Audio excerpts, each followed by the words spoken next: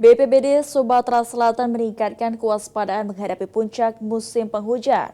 Setidaknya terdapat 11 kabupaten dan kota yang masuk kategori rawan banjir dan longsor, sehingga pemerintah provinsi memperkuat kesiapan personil dan peralatan.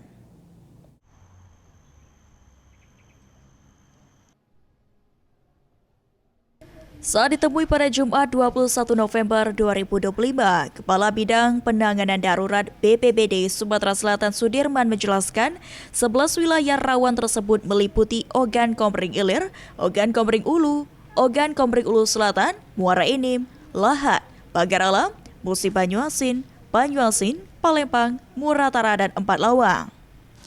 Untuk memastikan kesiapsiagaan, pemerintah menggelar apel simulasi pada 18 November di Danau Ranau Oku Selatan, lokasi yang sebelumnya terdampak banjir bandang pada 23 September 2025 yang menimbulkan 3 korban jiwa. BPBD Sumatera Selatan sejak awal musim telah melatih personil serta memeriksa peralatan agar siap digunakan.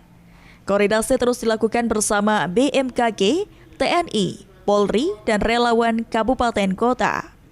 Masyarakat diminta mewaspadai hujan berintensitas tinggi, membersihkan selokan lingkungan, memantau informasi cuaca BMKG, dan segera melapor jika terjadi banjir atau longsor melalui pemerintah desa, kecamatan, hingga BPBD kabupaten.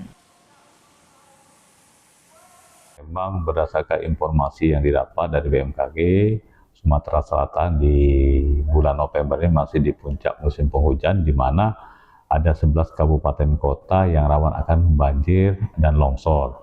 Di antara 11 kabupaten kota itu ada namanya Kabupaten Oku, Oku Selatan, Muara Enim, Pagar Alam, ada juga Mubah, Banyuasin, Palembang, Ogan Ilir, dan Empat Lawang, Kabupaten Empat Lawang yang rawan akan banjir, serta ada juga yang longsor di puncak kemarau ini.